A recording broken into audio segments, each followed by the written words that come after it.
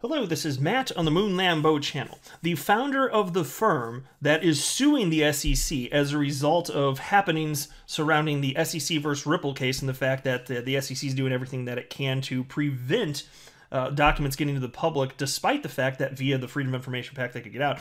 This founder of this entity, which is Empower Oversight, has written up a piece explaining just how bad things really are. He's revealing just how bad things really are in dealing with the SEC and all of their asshattery and trying to prevent truth from getting to the public. And I actually came across this initially from attorney John Deaton because he highlighted this a couple days back, and he shared a quote, which I guess he thought was one of the most important ones, and I would agree it's very important, so check this out. And this is a quote from Jason Foster, who is who's the founder of Empower Oversight. And he said the following, this is the quote: "It has taken 2 administrative appeals and a federal lawsuit to get the agency to even admit that it has the documents we are seeking. At first, it issued a letter claiming that no such records could be found, which turned out to be false." That's the quote from Jason Foster that John Deaton highlighted, and then John Deaton wrote, "Amazing work." And so this is the latest update on this topic. I've been covering this story since, well, I guess initially back, the first news piece popped up in August, but we found out in December, yes, Jason Foster, leading Empower Oversight, they are suing the SEC, and it is because of the SEC versus Ripple nonsense that's going on. So I want to clear at the outset, I don't have a legal or financial background of any kind. I'm not offering legal or financial advice, and you definitely should not buy or sell anything because of anything that I say or write. Just an enthusiast who enjoys making YouTube videos about crypto topics, but just as a hobby and just for fun. And so here's Jason Foster on Twitter just a few days back, and he tweeted out the following: "All about our efforts to pry documents out of the SEC and why it matters," which leads to this piece that he wrote, titled "Shining a Light on Would-Be Cryptocurrency Regulators," with the subheading "Challenging the SEC to comply with its own disclosure obligations is a challenge." And then he had an update. I'm going to run through the whole piece here, but there was a quick update, which I'll read since it is at the top here. And it was after this piece was initially written. So, update.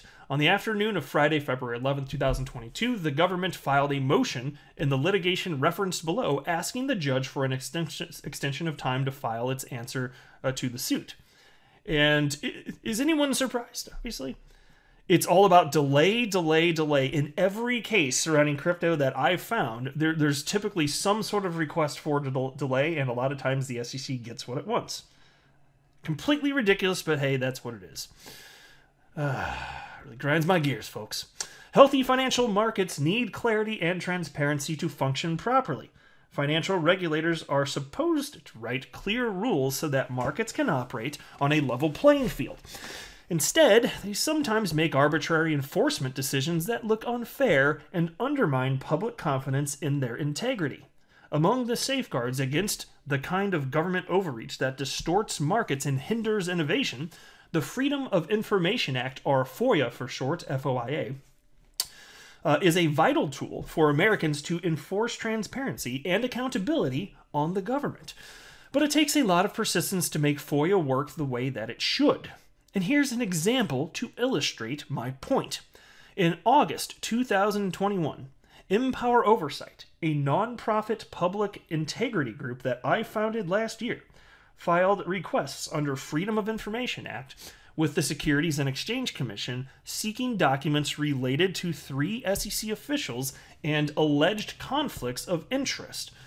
For 7 months, the SEC has delayed and stonewalled, failing to cough up a single page. It has taken 2 administrative appeals and a federal lawsuit to get the agency to even admit that it had the documents we are seeking. At first, it issued a letter claiming that no such records could be found, which turned out to be false. And also, I'll pause here to note, I've already covered that, so I'm just going to have to assume, for the purpose of this video, because I could branch off in conversation a million different ways, which is almost always the case, I'm going to have to assume that you've known to the specifics to this point. If not, the rest will still make sense. I just thought I'd mention it in case you were wondering. But yes, indeed, I had a whole video where I was covering out the degree to which the SEC lied, having bogus nonsense search methods. That was uncovered, and then they used proper search methods, and what do you know? All of a sudden, out of nowhere, these documents are found to exist, and they still don't want to hand them over. But anyway, the piece continues. What is this controversy about, and why should you care? Developers and users of digital currencies have sharply criticized the SEC for its failure to enact clear rules for digital tokens while taking selective and inconsistent enforcement actions. Whether these digital assets, known as cryptocurrencies, should be treated as securities that are subject to the SEC's jurisdiction or as commodities, which, like traditional currencies, fall outside of its jurisdiction, is a controversial and unresolved question. Rather than adopting clear rules based on neutral principles to guide innovators, investors, and regulators in the crypto space, critics say that the SEC has instead arbitrarily tried to enforce securities regulations against developers of some digital currencies while allowing others to operate unmolested. And pause to note, that's funny that I use the word unmolested. But the bigger point there is that the government is choosing winners and losers. XRP bad, Ethereum good. That's what the government said. No, we cannot let them get away with this. It's nothing against Ethereum, but we have to highlight this. So I understand why all the Ethereum people are upset, but I'm also going to insist that the fact that they're upset with us is irrational, unless you're highlighting one of the fringe members of the XRP community that actually thinks that the SEC should go after Ether, because the vast majority of us don't believe that. I don't want that to be the case. I hold Ethereum. It's the first cryptocurrency I purchased in my entire life on November 10th of 2017. I still hold it. So no, I don't want that to happen. Even though there was an ICO, there was also a lot of insufficient clarity in the earliest of days. So I'm just saying there should be a path forward for all of these cryptos. I just don't like the SEC picking winners and losers. But anyway, peace continues. Critics also point to an appearance that conflicts of interest may have tainted these SEC enforcement decisions. Empower Oversight's FOIA requests are aimed at learning whether any SEC documents might support the widespread claims of apparent conflicts that are undermining public confidence in the SEC's neutrality and objectivity. Specifically, 3 former SEC officials had a direct hand in crypto enforcement actions that moved the markets. Former Chairman Jay Clayton, former Director of Corporation Finance William Hinman, and former Director of Enforcement Mark Berger. The fact that all 3 have personal financial ties to entities that benefited from the SEC's enforcement priorities has naturally raised suspicions, particularly among holders of the digital assets impacted directly by the SEC's actions. Was the SEC aware of these financial ties, and what, if anything, did it do to mitigate the appearance of conflicts of interest? Did any of these men communicate while inside the SEC with those who paid them before, during, or after they were involved in these enforcement actions? These are some of the key questions that the SEC needs to address in order to restore public faith in its integrity. So pause to note here, and this is why I'm so glad John Deaton's been calling this forever. I hope so. There needs to be an independent party that does an investigation on this.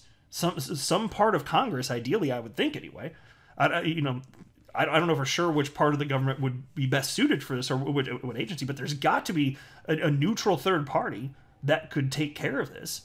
And if there's a party that would need to be outside the bounds of the government, okay, fine, we can talk about that too. I'm just saying somebody needs to do that so that there can be restored faith in what's going on, because right now there's nothing but broken trust here. Peace continues. Why have so many lost faith in the SEC's objectivity? On the last day of Clayton's term as SEC chairman, Berger's division filed a lawsuit against the crypto industry giant Ripple Labs.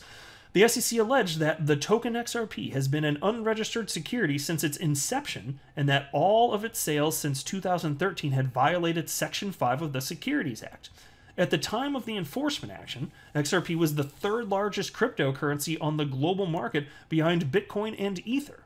The December 2020 lawsuit immediately crashed XRP's trading price on exchanges, which then delisted the token out of fear of further SEC retaliation. The SEC's action essentially wiped out $15 billion in value for tens of thousands of retail holders around the world. That didn't exactly further the SEC's official mission of protecting investors. Adding insult to injury, the SEC unsuccessfully opposed, allowing those holders of the token to file amicus briefs in the case. Pause. So obviously he's talking about what John Deaton has achieved, because he's representing over 65,000 holders in the case now. Anyway, piece continues. Immediately after filing the Ripple lawsuit, Clayton and Berger left the SEC to work for companies that have financial interests in promoting Bitcoin and Ether, the two leading competitor digital currencies to XRP. Yeah, exactly, folks. So basically they just like lobbed a chaos grenade out into the crowd, and then just it blew up, and then they just skedaddled. They're on out of there. Because what's it matter to them? They don't have to deal with the ramifications of this anymore. At least they don't think they do. We'll see what justice might come to them, if any. But that's what it's looking like. And the piece continues. Clayton returned to the Wall Street firm of Sullivan and Cromwell, where he'd made his fortune before his SEC service, and where one of its clients, Consensus, is a direct competitor to Ripple. Clayton also joined the advisory council for cryptocurrency hedge fund One River Asset Management, which had consolidated a $1 billion investment into Bitcoin and Ether shortly before Clayton's agency filed the Ripple lawsuit. For his part, Berger joined the Wall Street... No! Whoa, whoa, whoa! Oh my god, it startled me. Whoa, whoa, whoa. Come here. Whoa, oh my god. Whoa. Sorry, that was my pet peeve. She must have heard something that I didn't hear. That scared the hell out of me. She was, I thought she was sleeping. She was in her little doggy bed behind me, and she barked and scared the hell out of me. I've got her in my lap now. You okay, Peeve? You okay? It's okay. Oh my god. Sorry if that startled anybody else listening to this. She's always around me. Like when I'm recording, she's frequently just under the desk by my feet, but this time she was in a little doggy bed behind me. That scared the freaking hell out of me. Okay, it's okay, Peeve. She has great ears, so she must have heard something behind me. Anyway, I apologize for breaking that up. Peevy. All right, I'll let you sit in my lap. Everything's fine. I love this dog. Sorry about that, though. Okay, where was I now? Sorry that broke up the video. I think it was here. I apologize if I'm slightly off. Anyway, it always throws me off when something like this happens. It's not often, but it throws me off.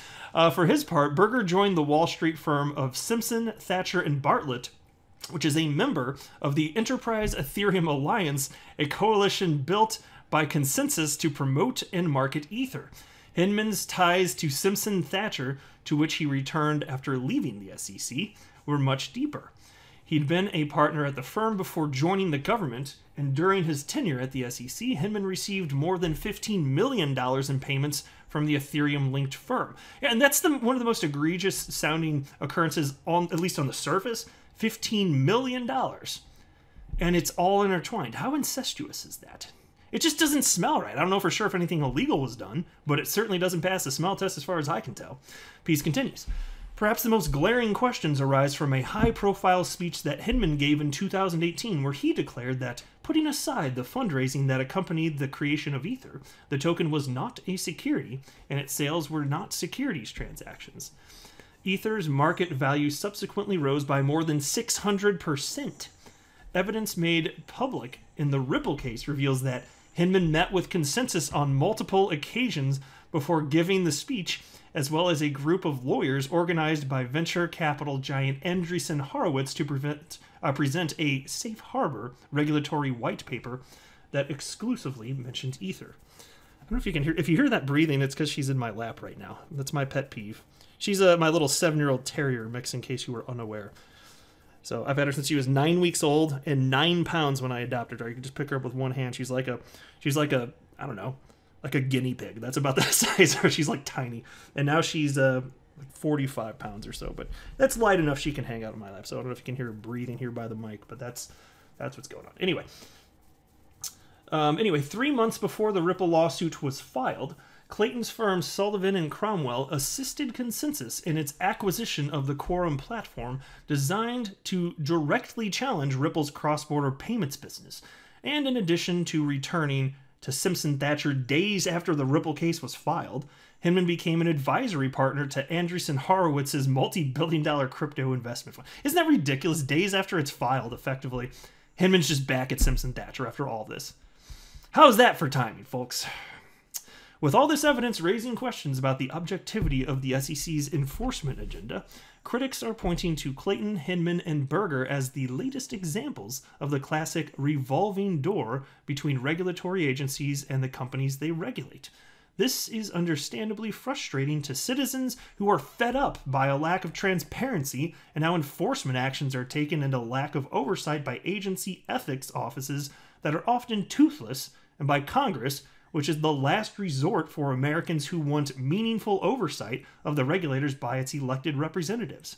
The SEC has yet to answer Empower Oversight's FOIA lawsuit. We had asked for communications between Clayton, Hinman, and Berger, and those outside the SEC with a financial interest in the SEC's enforcement decisions. At first, the SEC claimed it could not find anything. But, following our appeals and questions about how the searches were done, the agency recently admitted that around 1,000 pages of communications between Mr. Hinman and Simpson Thatcher turned up after all. Think about that. Oh, whoops-the-doodle, yeah, so there's nothing here. Oh, whoops-the-doodle, our bad, there's actually 1,000 pages. Freaking asshats, man. As of this writing, though, the SEC has still failed to turn over any of those pages. Today, February 11, 2022, was the deadline for the SEC to answer our lawsuit in court. On Thursday, February 10th, we agreed to a one-week extension on condition that the SEC provide the documents it has already located. We are also sending the SEC some additional search terms to inform the additional searches it agreed to conduct. Empower Oversight expects the full measure of legally required transparency from the SEC, and we will continue to press the SEC to find and produce the documents it is required by law to disclose to the public. Cases like this are why FOIA is so crucial to our democracy and why transparency throughout government is critical to keeping the power in check. But it sure ain't easy. Golf clap for Mr. Foster, everybody. I'm glad that there's an entity out there doing this. Like, there are people that have stepped up. Obviously, Attorney John Deaton and Jason Foster here with Empower Oversight taking actual legal action against the SEC as a result of this. You'll love to see it, don't you? SEC's not going to freebie on this one. They've got a real fight on their hands, and I'll tell you what, if I were an attorney, I'd much rather defend Ripple than the SEC. I'm not a financial advisor. You should not buy or sell anything because of anything I say or write. That would be a very, very, very bad idea. Until next time, to the moon, Lambo.